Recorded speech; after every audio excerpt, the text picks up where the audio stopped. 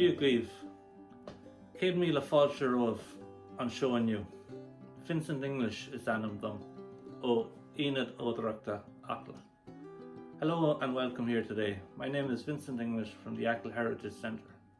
And if you've been following us recently on Facebook, you will know that we're in the process of moving from our current location here in Bunnacurry to the site of the old disused monastery, which also is in Bunnacurry. We're not moving that far, but we are scaling up the project. We won't only be telling the story indoors, we'll be taking it outdoors. We'll be growing vegetables, raising animals, all done organically and all done as they would have done it 100 years ago. So effectively, we're creating a living history museum. So over the past year, we've been really tidying up the old monastery and getting it ready. Clearing the wooded area, which we have named as Brother Peter's Park, that was overgrown with rhododendron, 50 years of growth actually.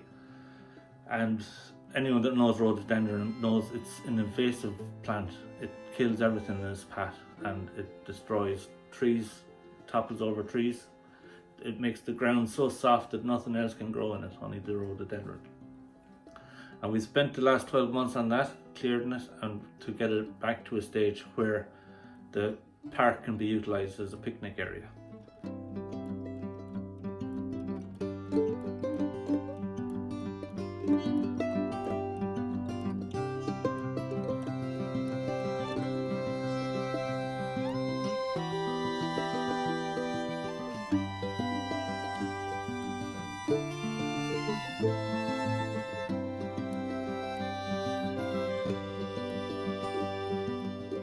So last year saw the introduction of bees, the native Irish black bee, the honeybee.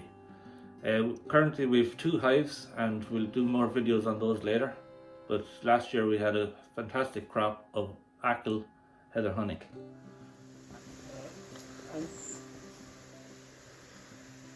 And there are eggs there, so we've a laying queen there.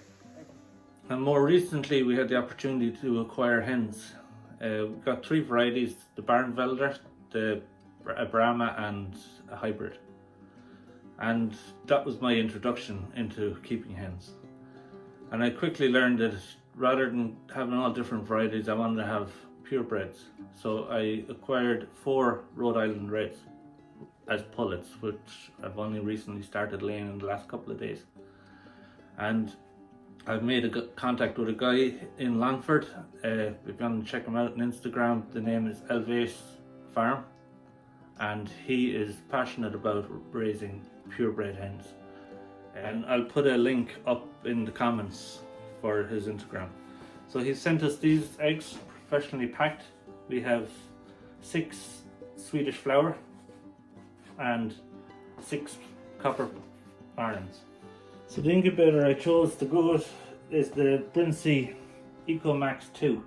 We got it from freewaypoultry.ie, and it's a basic model. It's small, it can take 14 eggs. It's semi-automatic rotating, which means you will have to manually rotate it, but it will rotate all 14 eggs at once. There's a little side pocket to take the water to control the humidity. And the temperature is set to 37.5 degrees Celsius, which is in around 100 Fahrenheit. So we can place the eggs now.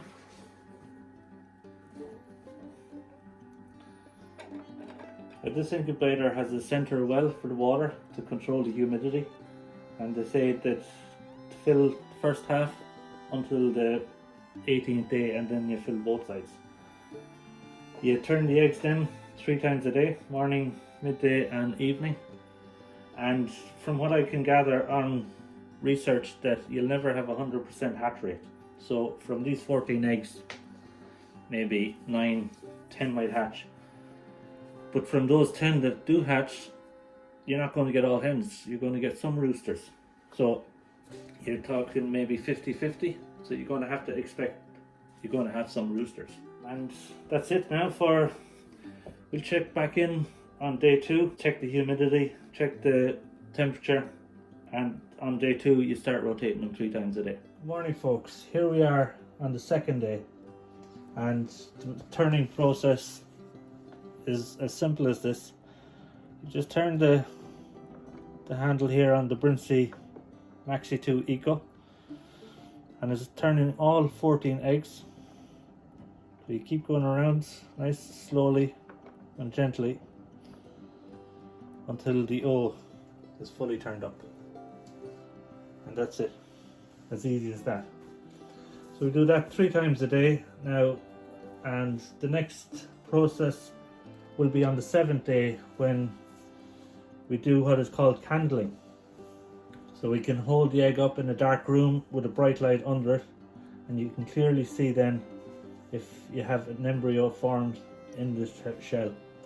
And at that point then you can discard any eggs that aren't starting to form, because I've been told that it is possible for an egg to explode in the incubator, so we don't want that. Okay, so we'll leave it at that for today, and we'll check in on the 7th day. So here we are on day 7. The process here is called candling. It's basically putting the egg over a bright light to see inside it. I don't know if you're picking this up on the camera,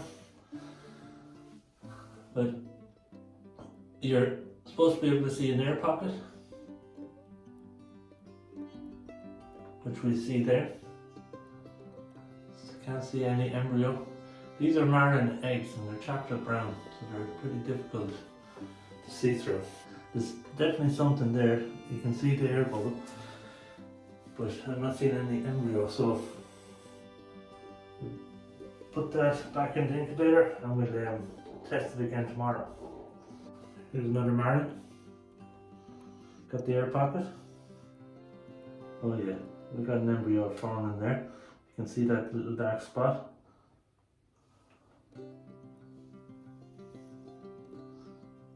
Yeah, that egg is fertilized. And another marron. Oh yeah, you can see that very clear. See that little black blemish down the bottom with the black dot, and the black dot is the eye of the baby chick. That's a good one. Yeah, you can see that straight away. Some of them you can see very clearly. See it down the bottom there, the dark. You can move it. Yeah. That's 3 for sure.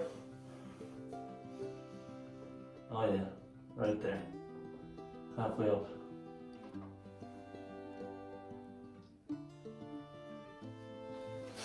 Yeah, straight away.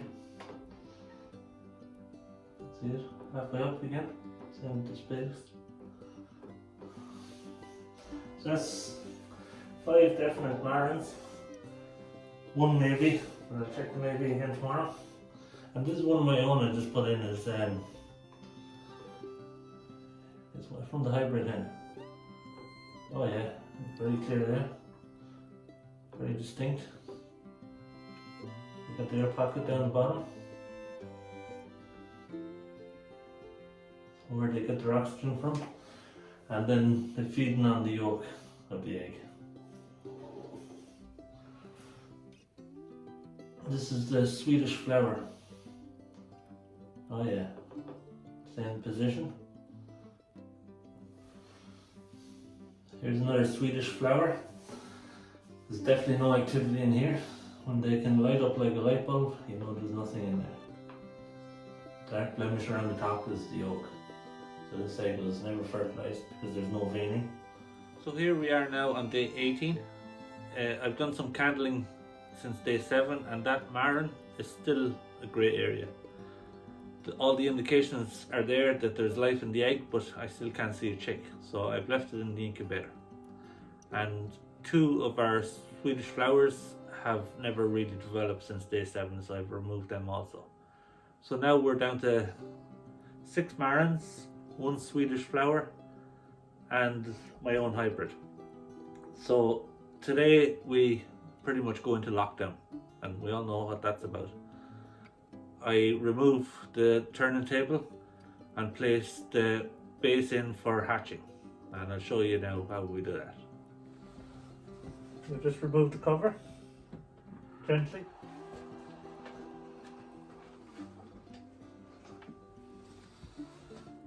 And place the eggs just onto a towel. You take off your turntable and replace it with the hatching mat. This comes with the incubator. And you just replace your eggs. Increase the humidity to add water to both wells. And just fill it up.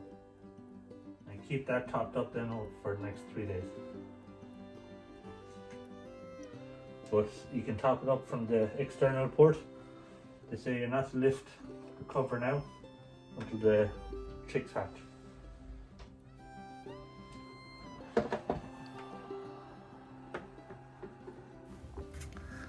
So that's it now, folks, until day 21, when we check back and we'll have chicks. And I'll also show you how we set up the brooder. This is day 22. Day 21 wasn't very eventful, just one chick had poked its beak through the shell and hatched then this morning. And we have another chick on the way. I'll just show you, get in there with the camera.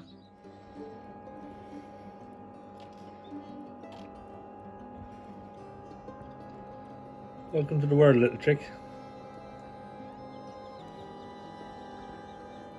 So leave it in there for 24 hours and before you move it to the brooder. And I'll show you how I'm going to set that up. So here we are 24 hours later, and the yellow plate is a heat plate. It gets up to 37.5 degrees. It's meant to mimic in under a hen. So you raise one side higher than the other and the chick will find the right temperature. So we've also got feed and water. And they say to put it in stones just around the bowl of the water that stop the chick from drowning. They can drink in around the stones and access the water that way. So here we are now on day 25 and it's got quite busy in there. So out of the 14 original eggs, we have 5 marins and 1 Swedish flower who likes it in under the heat plate. The best place to be on a day like today. So thanks for watching. My name is Vincent English from the Achill Heritage Centre, and do subscribe to the channel to be notified of future videos. And don't forget to like and share the video, it really does help. Until next time, Slán agus Beannacht.